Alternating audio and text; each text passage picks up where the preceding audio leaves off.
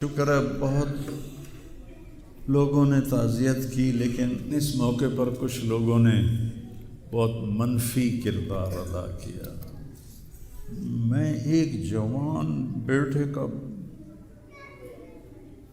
کی میت اٹھا رہا ہوں اور اس کو قبر میں اتار رہا ہوں، اور سوشل میڈیا پہ کیا کیا میرے ملک کے انسانیت ہی بھول گیا ہے، اسلام کو پتہ نہیں کیا بنا دیا ہے۔ اسلام تو آتا ہے جب نبی کی زندگی سامنے ہوتی ہے، تو کوئی خوابوں پہ تبصرے کر رہا ہے اور کوئی میرے اوپر تنقید کر رہا ہے، کوئی میرے بیٹے کو کہہ رہا ہے مولوی کے بیٹے نے خودکشی کر لی، تو بتاؤ میرے اوپر کیا گزری ہوگی اس سے۔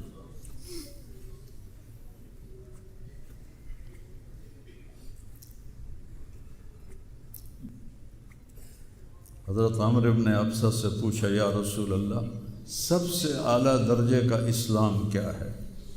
ایک گل غور نال سنیں، سب سے اعلیٰ درجے کا اسلام کیا ہے؟ آپ نے فرمایا، من سلم المسلمون من لسانہ و یدہ، جو کسی کو اپنی زبان اور ہاتھ سے تکلیف نہ پہنچائے وہ سب سے اعلیٰ درجے کا مسلمان۔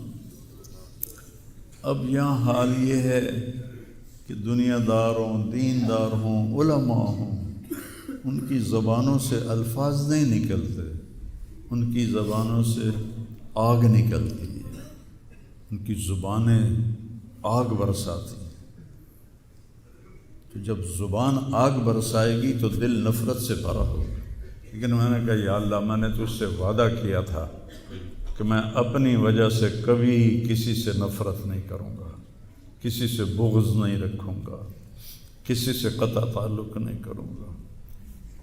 آج مجھے یہ وعدہ پورا کرنے میں زور لگانا پڑ رہا ہے کہ ایک طرف مجھے اپنے بیٹے کی لاش نظر آتی ہے، ایک طرف ان نادانوں کے تبصرے نظر آتے ہیں۔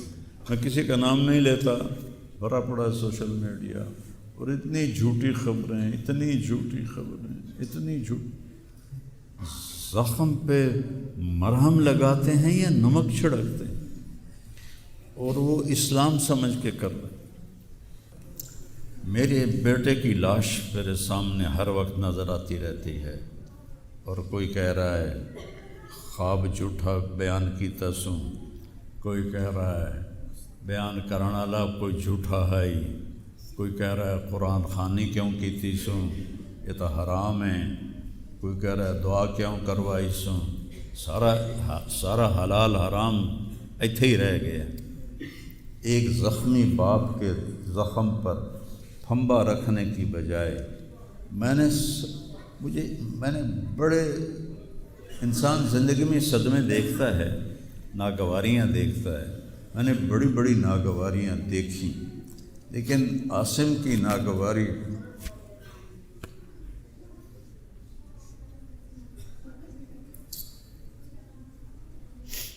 عاصم لا انساک ما ذر شارق وما ناہ قمر الحمام المطوقا، عاصم قلبی کل یوم ولیلۃ الیک بما تخفی النفوس معلقا۔ یہ حضرت عبداللہ بن ابو بکر کے اشعار ہیں جو میں نے تھوڑی تبدیلی کے ساتھ آپ کو ذکر کیے ہیں کہ اے عاصم، جب تک سورج چمکتا رہے گا تیری یاد میرے اندر تازہ ہوتی رہے گی، میں تمہیں کبھی بھلا نہ پاؤں گا۔ اے عاصم، دن ہو یا رات ہو، تیری یادوں سے میرا بسیرا ہو رہا ہے، میرا دل تجھ میں دن میں بھی اٹکا ہوا ہے، رات کو بھی اٹکا ہوا ہے۔ یہ اس وقت میری حالت ہے، تو میں اس کانپتے ہاتھ کو دیکھتا ہوں، پھر یہ شعر پڑھتا ہوں، ترکت اباک مرعشۃ یدا، تو نے کس حال میں باپ کو چھوڑا کہ اس کے ہاتھ کانپ رہے ہیں، وَأُمُّكَ لَا تُسِيغُ لَهَا شَرَابًا، اور تیری ماں کا سینہ اتنا گھٹ گیا ہے کہ اس کے اندر پانی بھی نہیں جا رہا، جو سب سے آسانی سے چلا جاتا ہے۔ یہ کیفیت ہو ماں باپ کی، اور کوئی مولانا اٹھ کے تبصرے کر رہا ہو، کوئی مفکر اٹھ کے تبصرے کر رہا ہو، بتاؤ میرے اوپر کیا گزری ہو۔ اس لیے میرے نبی نے فرمایا کہ زبان کو روکنا ساری شریعت کا خلاصہ ہے۔ دین بیان کرتے ہوئے جن کی زبانیں زہر بن جائیں اور شعلے برسائیں، ان کو بھگتنا پڑے گا آخرت میں۔ میں نے اپنا حصہ معاف کر دیا، میں کہ یا اللہ میں نہیں چاہتا میری توبہ کہ میری وجہ سے تیرے محبوب کے کسی امتی پر کوئی تکلیف آئے، میں نے سب معاف کر دیا۔ لیکن اللہ کا نظام تو چلتا ہے، اور صرف لائک لینے کے لیے جھوٹی خبریں، چند پیسے اکٹھے کرنے کے لیے، وہ یہ نہیں جانتے کہ ایک باپ کا زخمی جگر اور کتنے زخم گہرے ہو جائیں گے تمہارے چند پیسوں کے لالچ، اور کرنے کو کوئی باتیں ہیں نہیں۔ اور جو اس قسم کی واہیات بولتا ہے اس کو لوگ سنتے بہت، کوئی مثبت بات کرتا ہے تو اس کو سنتا کوئی نہیں۔ میں نے اپنا دکھ آپ کے ساتھ شیئر کیا ہے، اور آپ کو نصیحت کرتا ہوں اپنی زبان کی حفاظت کریں۔ میرے نبی نے کبھی ممبر پہ کھڑے ہو کر کسی کو برا بھلا نہیں کہا، عبداللہ بن ابی کو بھی برا بھلا نہیں کہا، مجلس میں بیٹھ کر کسی کو برا نہیں کہا، اور تو یہ کرتا ہے، مرتے دم تک آپ نے یہ کسی کو نہیں کہا۔ کسی کی کمی بھی دیکھی تو نظریں جھکا لی، اس کی کمی کو اچھالا نہیں۔ ہمارے ہاں، ہمارے خطیبوں کے ہاں یہ دین بن چکا ہے کہ ان کے سامنے میرے نبی کی سیرت نہیں ہے، تو میں آپ کے سامنے ہاتھ جوڑتا ہوں، ویسے بھی کسی کو اپنی زبان سے دکھ نہ دیا کرو۔ چہ جائے کہ ایک جوان بیٹے کی موت کا غم لیے ایک زندہ لاش پھر رہی ہو، اور اس کو پتھر مارے جائیں، اور اس پر اپنے غصے کو نکالا جائے۔ بڑے دکھ کی بات ہے بھائی، بڑے درد کی بات۔ یہ ہماری قوم کی گراوٹ کی انتہا ہے، گراوٹ کی میں تو اس وقت پاگل تھا، جہاں سے مجھے کسی نے جھوٹا خواب بھی سنایا تو میں نے تسلی لی کہ شکر ہے میرا بیٹا، جوان بیٹے کو اللہ نہ تنوں اٹھاون دے ویلا بھی کھاوے، اللہ تنوں اٹھاون دا ویلا نہ بھی کھاوے۔ تو جو تار سے نکلی ہے وہ دھن سب نے سنی ہے، جو ساز پہ بیت گزری ہے وہ کس دل کو پتہ ہے۔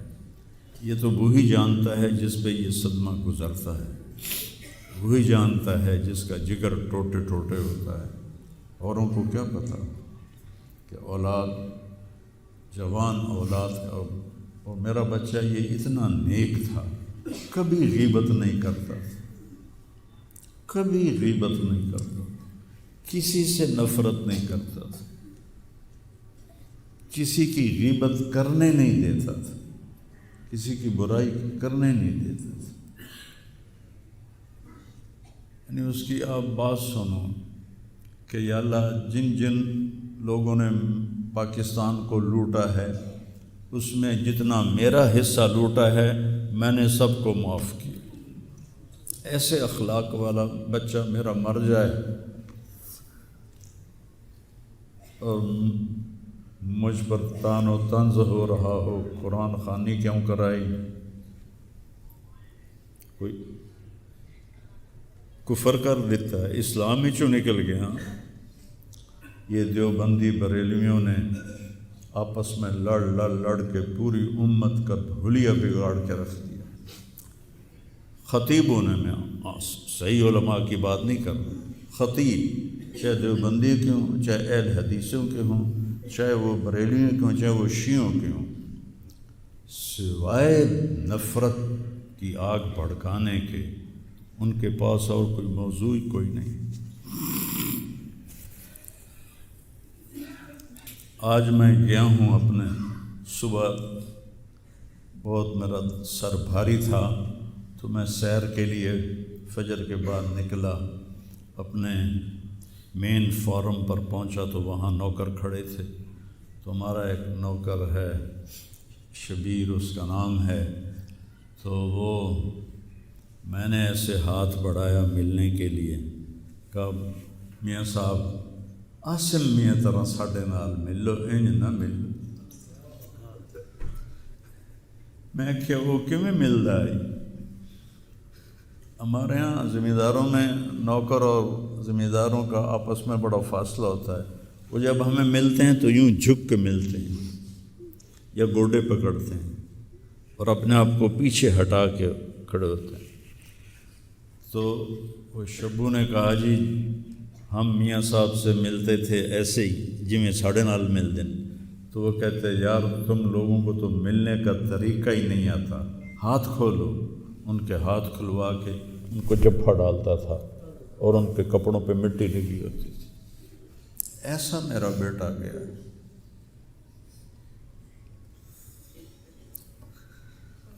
نوکر کے منہ سے نوالا نکال کے اپنے منہ میں ڈال کے کھا لیتا تھا۔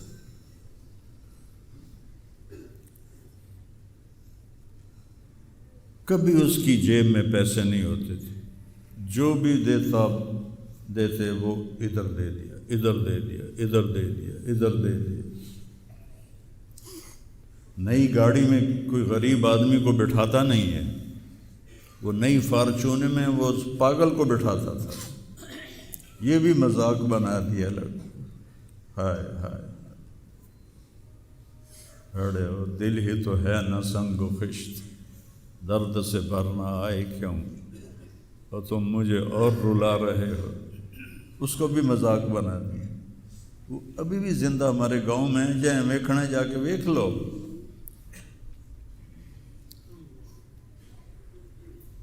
اور اس نے کہا کہ میرے رب نے میری بخشش کر دی اس ملنگ کی خدمت کی وجہ سے۔ کسی پاگل دے کپڑے وٹامنا، ناوامنا، وہ دے وال کٹامنا، وہ دے نو کٹامنا، ایک زمیندار دے بیٹے دا اے کوئی سوکھا کام؟ وہ دے ماں پیو نہ کر دے۔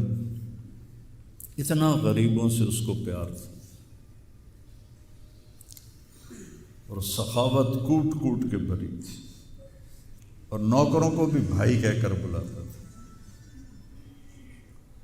ہم لوگ بلاتے ہیں اوئے ایدے آ، ہمارے جو ہم نے اپنے والدین کو دیکھا، چاچے تائے بابے دیکھا، اوئے برا، کہتا بھائی ادھر آئیے۔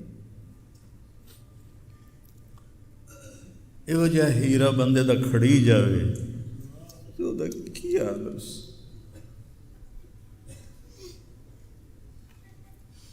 شرم ہی نہیں آتی لوگ کم بختاں نوں 4 ٹکے یا سستی شہرت لین واسطے